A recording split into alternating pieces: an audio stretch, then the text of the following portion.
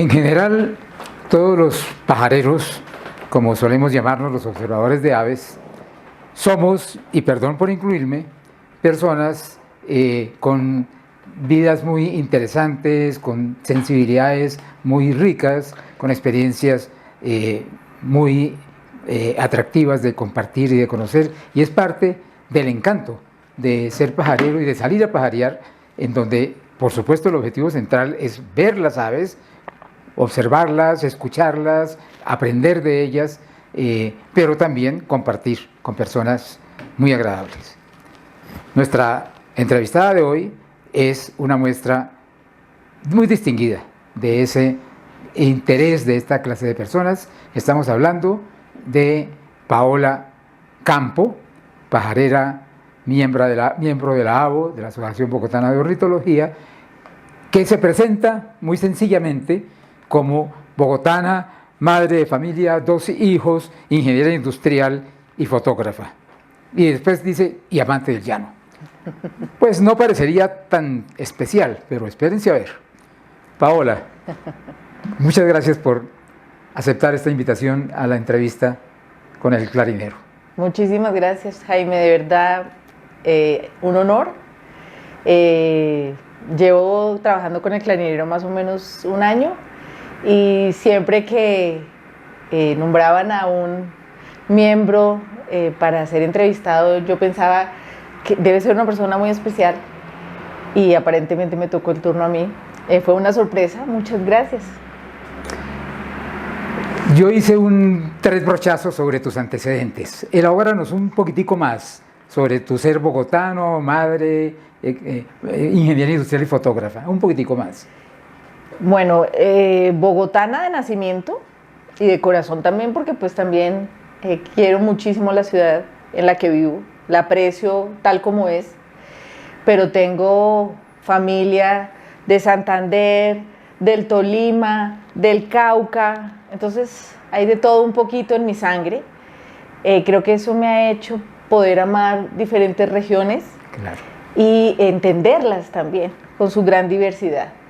Soy ingeniera industrial de la Javeriana, mi alma mater, a la que adoro, a la cual volví después de muchos años a hacer una maestría en conservación, la cual estoy haciendo actualmente. Y fotógrafa, pues toda la vida amante de la fotografía. Desde chiquita participaba en concursos del colegio de fotografía y de grande, cuando uno ya decide qué quiere hacer y no qué debe hacer, estudié fotografía mientras trabajaba.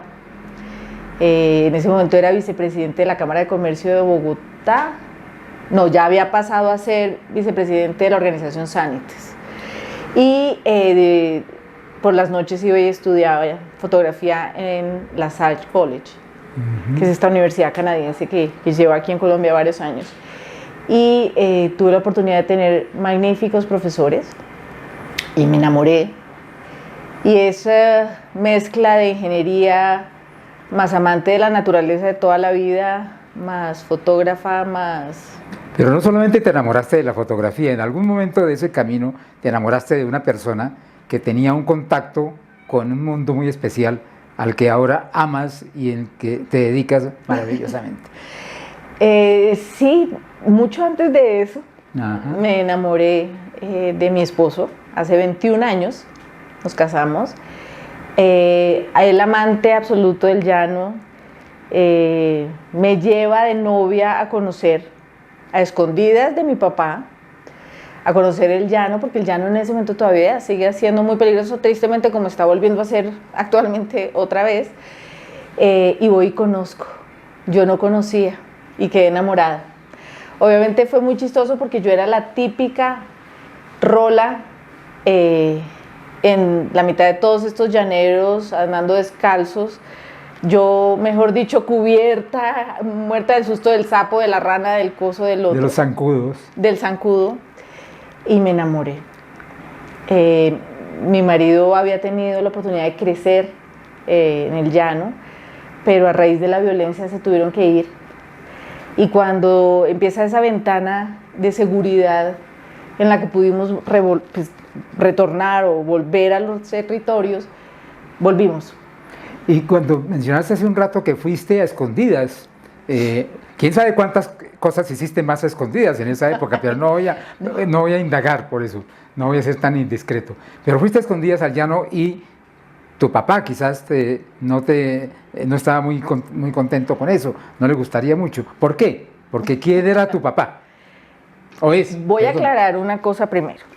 No me escapé muchas veces ni dije muchas mentiras porque seguramente esta entrevista la van a ver mis papás, entonces quiero darles esa seguridad. A pesar de mis 51 años, tengo que cuidar mi reputación ante mis papás. ¿Y por qué me tocó a escondidas? Porque mi papá en ese momento era el director de la policía. Mi papá es un general retirado de la policía. Que estuvo durante el primer mandato del presidente Uribe como comandante de la Policía Nacional. Tuvo una carrera de 35, 36 años en la policía, hasta ser general full. Y pues preciso en ese momento me novio y empiezo a viajar por el país y yo se supone que tenía que andar con escoltas, claro. Pero jamás hemos sido de escoltas ni parafernalias, somos muy normales. Lo puedo entender perfectamente y la audiencia, conociéndola, si no la conocen personalmente, a través de esta entrevista se darán cuenta absolutamente de eso, de tu naturalidad y de tu sencillez, siendo una persona, como vamos viendo, bastante sofisticada. Pero no sé si tendremos que hacer una edición, pero yo voy a mencionar el nombre de tu papá. Es nada menos que el general Teodoro Campo, un director de la policía importantísimo que hizo cosas muy importantes, siempre con una gran altura, con un gran republicanismo, cosa que es muy, muy importante y que yo quería dejar constancia de eso. Muchísimas gracias. Porque además tengo la intuición de que algo de lo que vamos a entrar a comentar ahora tiene que ver también con esa formación que obviamente no eran solamente restricciones, sino también orientaciones y formación. Cuéntanos entonces qué pasó con ese enamoramiento del llano. Voy a hacer otro paréntesis con algo que dijiste que me parece interesante y es, a pesar de tener un papá policía y de tener tan cerca una vida castrense, yo no tuve muchas restricciones. Sí, tuve una formación muy conservadora, pero no fueron restricciones de no salga, no tenga novios, no haga fiesta, no. Nunca fueron así conmigo, pero sí fueron muy claros con los límites y fueron muy claros con lo que estaba bien y lo que estaba mal. Y eso pues me llevó a darme cuenta de muchas cosas en la vida, entre esas todo lo bueno que tenía el llano a pesar de todo lo malo que estaba viviendo. Entonces, nada, llegamos al llano después de muchos años, compramos una reserva, ya estábamos casados, ya teníamos hijos. ¿Ya era reserva en ese momento? No. Era la tierra de un señor que tenía muchas hectáreas en Puerto López Meta y que tenía ganadería extensiva. Y él estaba como vendiendo algunos de los lotes, ya estaba pues convirtiéndose en una persona mayor y quería tener como menos trabajo y nosotros compramos un pedacito que nos enamoró desde el primer momento en que lo vimos. Fuimos con mis hijos y con mi marido a conocerlo y fue maravilloso porque cuando estábamos salió un oso hormiguero y yo nunca en mi vida había visto un oso hormiguero libre, bueno, ni encerrado tampoco, pero en esta oportunidad libre, corriendo por una sabana. Nosotros siempre hemos dicho que ese fue el vendedor, un oso hormiguero como este, que le hicimos años después como un homenaje. Claro, qué lindo. Homenaje que también va en el nombre de la reserva porque se llama Yurumi, que quiere decir oso hormiguero en guaraní. Ah, sí. En tupí guaraní. En guaraní. Fue muy chistoso la escogencia del nombre porque Yo tengo que aclarar que yo, aparte de tener el apellido Campo, no tenía nada que ver con el campo. Yo jamás tuve finca, yo jamás ordeñé una vaca o saqué el huevito de una gallina. Esas cosas eran extrañas para mí. Yo siempre fui muy citadina y compramos a Yurumí y me volví la más campesina, la más llanera. La vida me cambió totalmente y fue ir aprendiendo sobre estos seres, sobre los ecosistemas, sobre todo lo que me ha ido llevando hasta donde estoy actualmente. Y entonces, según me contabas en algún momento, ni siquiera fuiste tú en medio de ese amor repentino por el llano, sino tu esposo el que consideró la posibilidad de hacer una reserva en ese. Cuéntanos de eso. Bueno, inicialmente, más que mi esposo, fue una amiga nuestra bióloga, Ajá. Andrea Benson, que nos dijo cuando compramos la tierra, Ajá. ella muy llanera también, ¿por qué no vuelven esto una reserva? Entonces le dijimos, ¿eso qué quiere decir? ¿Qué es una reserva? Cosa que le pasa a la gran mayoría de la gente que no sabe que existe este tipo de figuras. Y nos dijo, bueno, es esto, nos explicó que era ResNatur, la red de reservas naturales. Nos contó cómo podría también tener una figura en el sector ambiental, en el RUNAP, y mi marido le dijo, listo, hagámosle. Ajá. ¿Por qué? Porque nosotros no somos ganaderos ni agricultores, esa nunca ha sido nuestra vocación, y sí nos parecía maravilloso poder cuidar la naturaleza. Ese oso hormiguero fue Ese necesitaba definitivo. ayuda, sí. Claro. Nosotros le decimos a nuestro vecino, pues que ahora es nuestro vecino, a quien nos vendió, le dijimos, tú contrataste ese oso, tú Sí. lo tenías encerrado y cuando salimos lo soltaste Sí, o algo, sí. porque fue impresionante. Sí. Ella nos ayuda a hacer todos los trámites, todo el proceso de registro, y desde ese momento nos volvemos reserva. Inicialmente mi esposo fue quien lideró como el proceso. Yo estaba trabajando en Bogotá, yo tenía mis hijos chiquitos, eran como momentos como de ajuste, como familia. Claro. Pero las reservas son lo que uno quiere que ellas sean. Ajá. Inicialmente pues era una reserva en la que sembrábamos árboles, pero ya dejábamos que la naturaleza fluyera, hacíamos liberaciones de animales, eran cosas muy puntuales. Y Como sin un plan de manejo muy definido. aunque había un plan de manejo, porque es obligatorio dentro Ok. del proceso de registro, no existía como tal un cronograma o unas metas que nos marcaran. Y pues nosotros, ninguno de los dos tiene formación ambiental, ni forestal, ni agrónoma. Entonces, pues seguramente al principio cometimos muchos errores como buenos primíparos en cualquier actividad. Sí. Pero hemos ido aprendiendo hasta el día de hoy. Yo me vuelvo como quien la maneja y la organiza desde el punto de vista ambiental hace unos 5 años ya, antecitos de pandemia. Y me decías que hubo un clic con algo que tú traías, que era la fotografía. Efectivamente. Yo... Nunca mejor dicho clic, ¿no? El clic quedó perfecto. Cuando uno tiene una pasión como la fotografía y tiene un sitio como Yurumí, es como la mezcla perfecta. Claro. Porque yo me volví loca y empecé a tomarle fotos a todo. Que decir, tengo 1.000.000 de fotos de atardeceres, 1.000.000 de fotos del agua, 1.000.000 de fotos de las palmas, hasta 1.000.000 de fotos de las aves. Y eso hizo obviamente que me empezara a interesar por las aves. Bueno, entonces ahora entremos en esa avenida emplumada.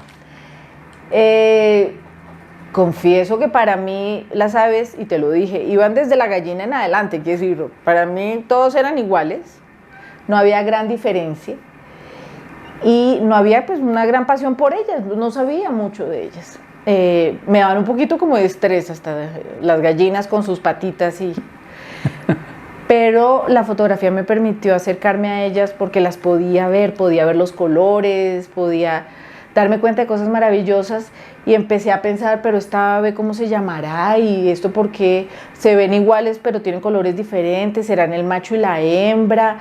Empecé como a tener una serie dudas con respecto a la esencia de las aves. Curiosidades. Sí, y decidí comprar un libro de Fernando Ayerbe.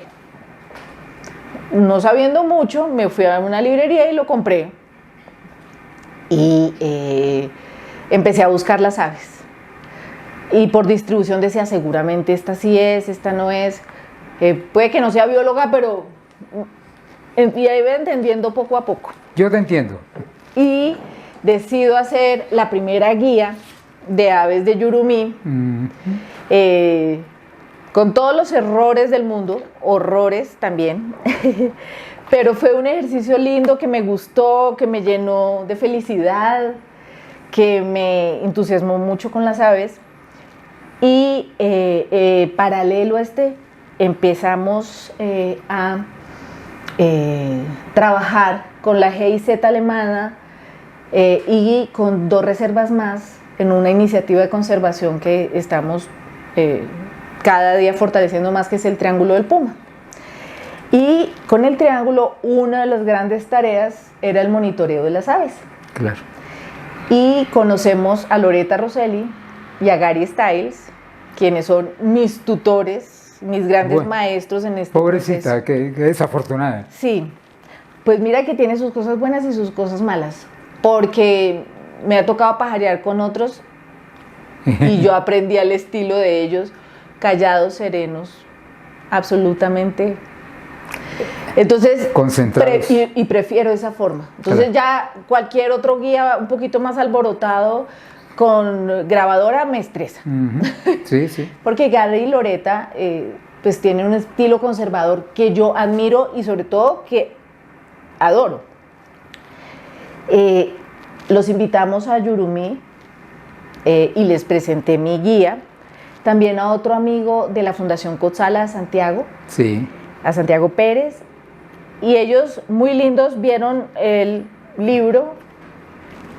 Interesante, pero este no se llama así, este es otra cosa, cojo con este va acá. Cuando uno le dicen interesante, ya uno sabe que hay muchos peros. Tienes que organizarlo taxonómicamente, ¿eso qué es? Tienes que organizarlo o por alfabético, algo. Yo dije, todos los que parecen garzas, acá.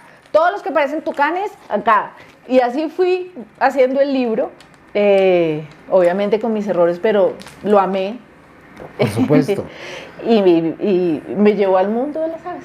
No. En ese mismo paseo aparece una mujer maravillosa que es Vicky de Miesner, con quien desde el primer día tuve el clic.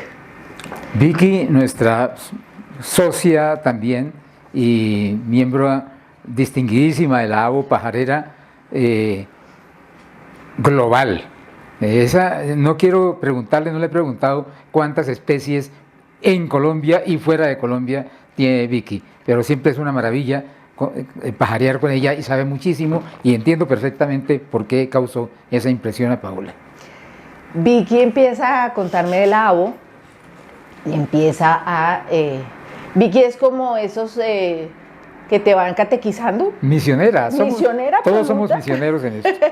Y me dice, ¿por qué no te metes en este mundo? Pasaron unos meses, volvimos a hacer un conteo navideño de aves y fue maravilloso. Ahí ya quedé más que enganchada y en enero de ese año decido entrar al agua. Y ahí empieza pues este proceso de aprendizaje, de relacionamiento con un mundo que no conocía,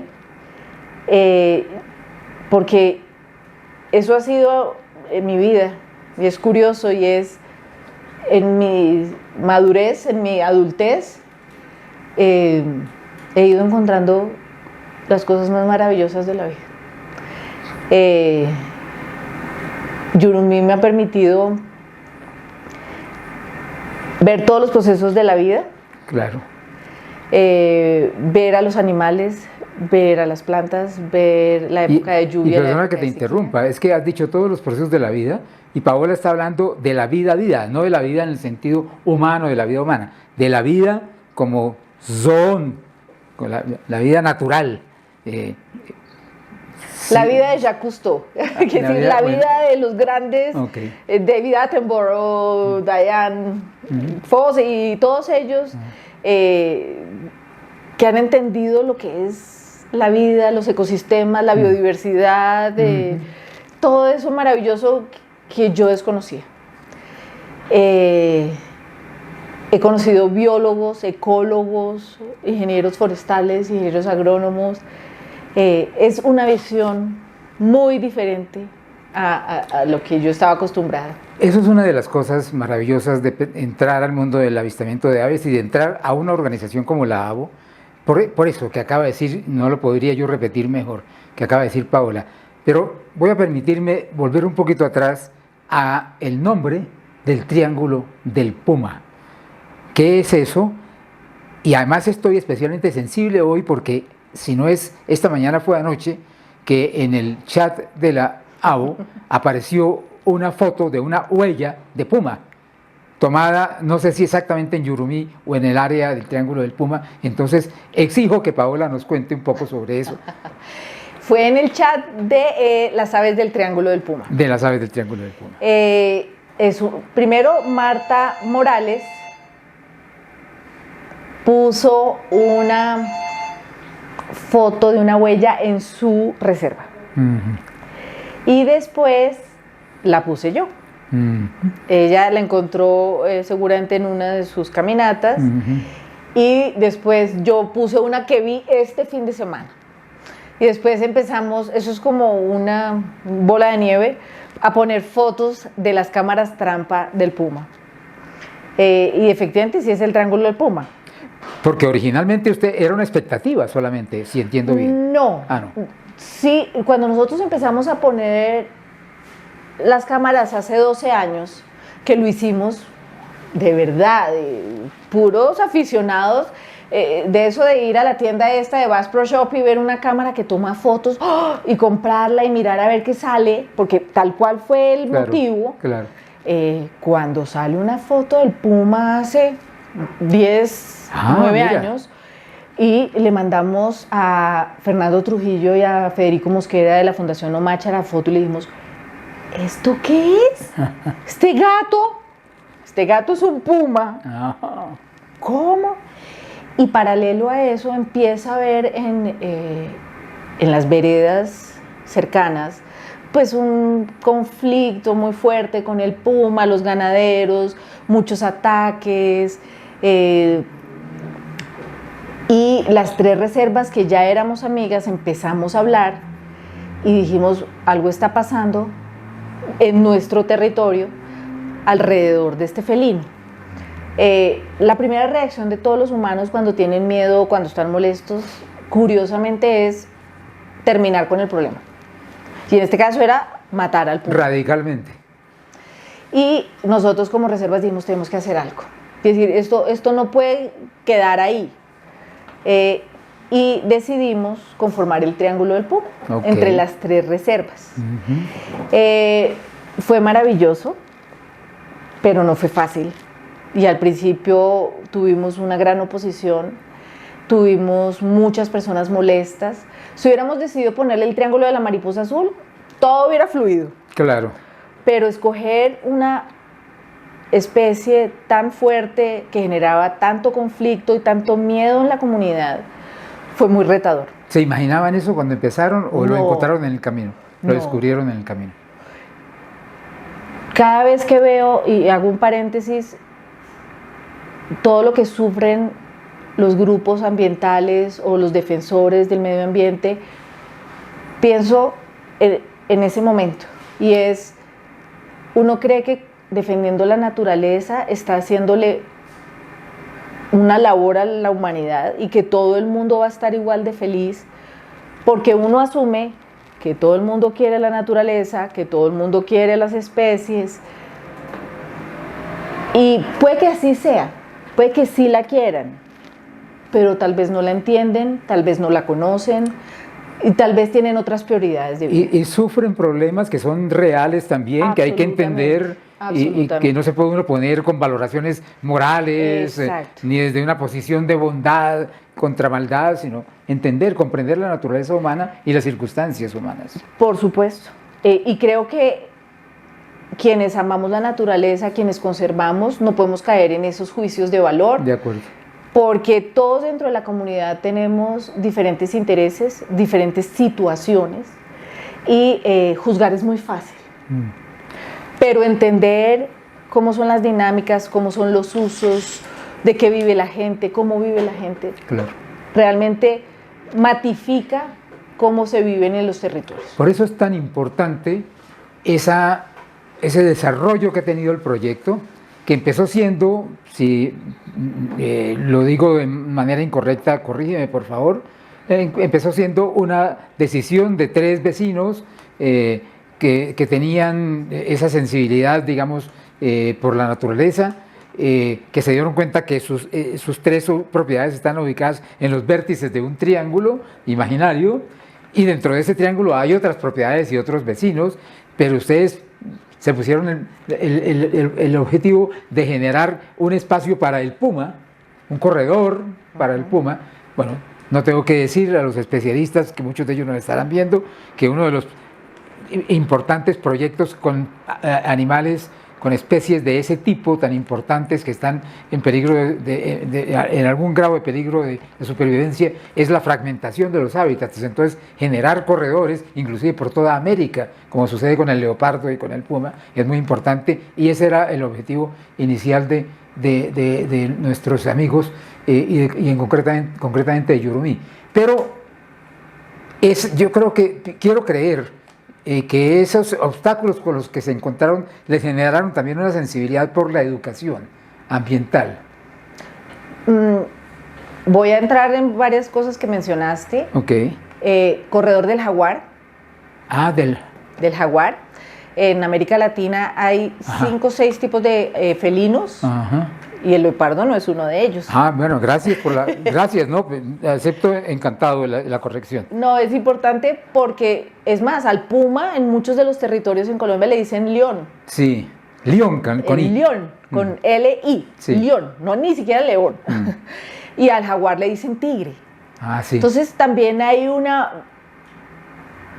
falta de información y claridad sobre nuestras especies. Qué importante. Que eso nos pasa a todo nivel.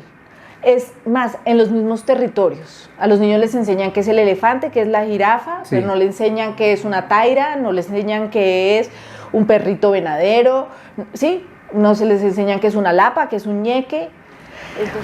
Bueno, y otro tema que mencionaste es predios vecinos. No somos tan vecinos, curiosamente, como bien lo mencionaste, somos los vértices de un triángulo visto desde el espacio, pero estamos separados por 25 kilómetros, que eso en carretera son casi 2 horas y media, entonces estamos lejos. Dentro de las 3 reservas, porque somos 3 reservas, hay más o menos 17.000 hectáreas. Y uno de los grandes propósitos, pues sí, es fortalecer el corredor que mencionaste. El corredor no solo para el puma, que eso puede llegar a ser una interpretación errónea de nuestro proyecto, es un corredor para todas las especies. Solo que el puma es una especie sombrilla. Claro. Que está arriba de la cadena trófica y debajo de él hay una gran cantidad de seres y queremos que todos continúen viviendo y existiendo. El triángulo nos ha permitido llegar no solo a nuestros vecinos, llegar a muchas personas en el departamento y muchas personas en la Orinoquía. Y tenemos casos de grupos de reservas o amigos o vecinos que han querido hacer cosas iguales. Entonces eso es lo más importante, porque estos procesos, además de fortalecer los conocimientos, generar educación ambiental, que también lo mencionaste, también generan sensibilidad. Mientras sean replicables, pues la gente se siente atraída, se siente interesada, y eso permite contar la historia una y otra vez para que lleguen más aficionados a cuidar, a proteger. Con el triángulo pues hemos hecho también material. Este fue gracias a la GIZ alemana y al Instituto Humboldt. Se hicieron guías tanto de mamíferos como de aves. Se hicieron también unos pósters que hemos ido entregando en diferentes escenarios sobre las diferentes especies que hay en el triángulo para que la gente las conozca. Puede que no hayamos tenido, ¿cómo se puede decir? Como reuniones de educación o campañas de educación, pero todo esto es educación. Claro. Todo esto es aprendizaje, todo esto es apropiación de conocimiento, todo esto es generación de información sobre los territorios que hace que tanto los niños como los adultos pues entiendan mejor dónde viven y con quién viven. Pero además conocimiento basado en evidencia. Efectivamente. Basado en experiencias concretas, documentadas, verificadas, fundamentadas en conocimiento científico. Entonces, una cosa muy atractiva de ese desarrollo que están haciendo ustedes, de esa proyección sobre la comunidad y sobre el territorio y sobre la institucionalidad, valga la pena precisarlo, es que están trabajando desde actores pequeños en territorio, en actividad, en proyección, en disposición, hasta actores más grandes y actores también más sofisticados y menos sofisticados. De acuerdo. En esas 17.000 hectáreas pues hay de todo un poco. Hay grandes ganaderos, hay monocultivos de caña, de caucho, hay de todo un poco. Entonces pues nuestro trabajo también ha sido ir tocando puertas, ir explicando diferentes temas que son importantes desde el punto de vista ambiental a cada uno de esos actores. Uno de esos actores, por ejemplo, que ha estado presente en casi todos nuestros Global Big Days o conteos navideños, ha sido la Hacienda El Manantial. La Hacienda El Manantial tiene una cosa maravillosa y es que es un ejercicio de compensación de una gran multinacional europea, y ellos deciden comprar esta tierra, sembrar árboles, volverlos sostenible, quiere decir, son árboles para fines maderables, pero también para otros fines, y en un futuro tenerlos también dentro del tema de captura de carbono, trabajar con este mercado, pero ellos también han empezado y manifestaron formalmente ser amigos del Triángulo del Puma, querer participar, tienen cámaras trampa. Entonces sí se vuelve una comunidad más consciente, una comunidad más cercana. Por ejemplo, la Junta de Acción Comunal de mi vereda tiene un chat con todos los vecinos, y si pasa algo ambientalmente hablando, pues nos lo contamos, nos preguntan cómo manejarlo. Yo creo que las relaciones van cambiando, ¿sí? Se va generando confianza. Sí, y van entendiendo que eso ha sido pues el desarrollo del triángulo, ¿no? Como te comenté al principio, hubo como, ¿qué es esto? ¿Qué están haciendo? ¿Para qué lo hacen? Después, y después, ¿qué hacen? Ah, qué chévere, yo también quiero poner una cámara. Y hemos puesto cámaras trampa en predios de los vecinos. Y hemos hecho informes de cada una de estas capturas de información y se las presentamos y dicen, no puede ser, todo esto está en mi predio. Pero entonces, fíjense ustedes también que una manifestación de que esto no es solamente un emprendimiento romántico, que lo es maravilloso, sino que también hay un compromiso, y no es solamente un compromiso ético admirable, sino que también hay un interés en el conocimiento, en fundamentarlo en el conocimiento. Y eso llevó a nuestra entrevistada, que es ingeniera industrial, fotógrafa, ama de casa, madre de 2 hijos, amante del llano, a estudiar un posgrado en la Universidad Javeriana. Cuéntanos de eso. Bueno, inicialmente empecé haciendo un diplomado en restauración de ecosistemas. Quería entender cómo hacer mejor los procesos. me di cuenta que ser parte del Triángulo, empezar a trabajar con las reservas del departamento del Meta, que eso ha sido uno de mis grandes proyectos de vida, que para poder ser todo eso y estar en esos espacios yo tenía que entender y saber más. Siempre he sido muy curiosa, ahora soy más juiciosa a la universidad que cuando estaba jovencita, quiero aclarar, pero decidí que tenía que conocer, que tenía que aprender y entro a la universidad a hacer este diplomado que me encantó, que me enseñó cómo hacer mejor las cosas en la reserva, y después dije, pasó un tiempo, ¿por qué no hago algo más? Y empiezo a hacer la maestría en conservación y uso de la biodiversidad. Ya voy en tercer semestre, soy la más vieja de toda la maestría. Todos mis compañeros tienen entre 25 y 32, que si yo dañé el promedio de edad radicalmente, pero ha sido maravilloso. Volver a la universidad ha sido maravilloso. Claro. Yo llego a la universidad como si tuviera 20 años otra vez, con la maleta en la espalda, la sonrisa, feliz, pero ya con una sensación de seguridad diferente. Claro. Porque cuando uno está chiquito en la universidad estudiando ¿será que me voy a casar? ¿Será que voy a trabajar? ¿En qué voy a trabajar? Ya a estas alturas del partido uno ya se casó, ya tuvo hijos, ya trabajó, ya. Entonces está haciendo allá algo que realmente lo hace feliz. En este momento me considero la más nerda de todas. Cada tarea que hacen le pongo mi mejor esfuerzo porque realmente lo disfruto. Pero lo mejor de todo ese proceso, además de hacerme sentir infinitamente feliz, ha sido lo mucho que he aprendido y cómo me ha hecho cambiar mi relación con el territorio, mi relación con las especies y sobre todo cómo debo ver al hombre, al humano, dentro del ejercicio con la naturaleza.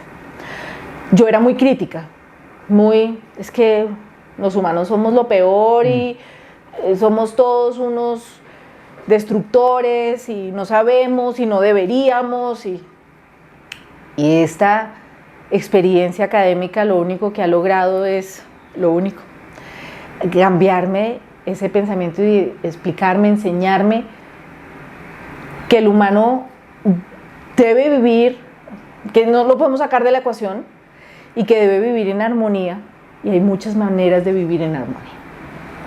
Qué lindo eso, me parece muy importante y es un gran aprendizaje. Y de tantos aprendizajes que has tenido, tantas experiencias fascinantes, sobre todo en esta última etapa de tu vida, en esta última quiero decir hasta ahora, me gustaría que terminemos entonces volcando esa experiencia, ese conocimiento sobre lo que es la ABO. ¿Cómo has visto la ABO? ¿Cómo ya sabemos cómo llegaste, cómo la ves, cómo crees que podría ser, qué podríamos mejorar, qué podrías tú aportar y qué podríamos aportar todos. La ABO, no sé, la ABO es una mezcla de personalidades, de personas de caracteres, de personajes maravillosa. He conocido a gente increíble, tengo a mis amigos que adoro, mis aves ron, con quienes disfruto cada pajareada y cada reunión que tenemos.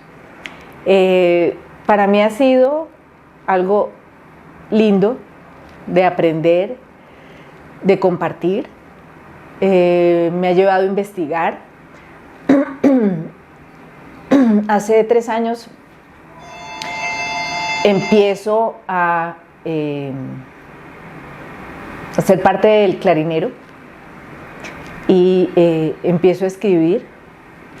Nunca lo había hecho, seguramente ha ido cambiando a lo largo del tiempo mi forma de escribir y mi forma de hacer lo que hago, y eso me permitió conocer gente increíble, volverme aún más curiosa de lo que ya soy.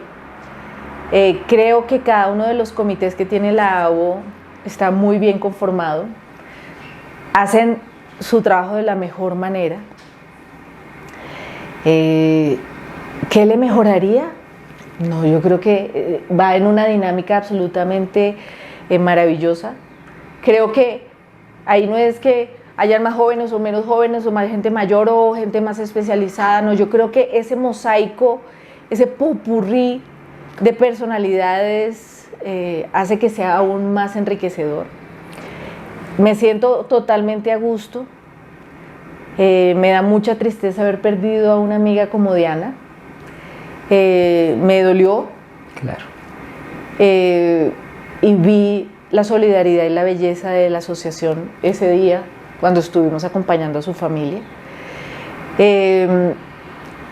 La ABO me ha llevado a entender que yo no soy la única loca que colecciona libros de aves, plumas. Entonces, que lo presenté en alguno de nuestros clarineros. Sí. Que decir, ya esto se volvió una obsesión y es una obsesión que me hace muy feliz. Espero seguir muchos años más. Espero poder aportar desde mi conocimiento cosas que vayan ayudando a fortalecer los lazos dentro de la asociación.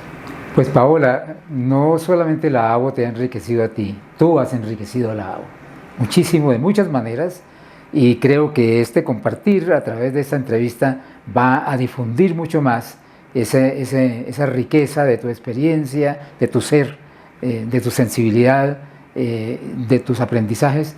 Te agradezco mucho, te agradezco también lo que haces en el Clarinero, que lo has enriquecido con tus aportes interesantes que han contribuido a darle diversidad a ese medio al que le dedicamos con tanto amor nuestro trabajo. Entre ellos aquí quienes nos acompañan también, como siempre lo señalo, César Cruz, nuestro director, productor, camarógrafo, Lina Torres, nuestra auxiliar general, y a ustedes, amigos, miembros de la ABO y no miembros de la ABO, auditorio de esta entrevista y lectores del Clarinero, muchísimas gracias por su atención y esperamos que les haya agradado esta entrevista y los seguimos esperando en el futuro. Hasta pronto.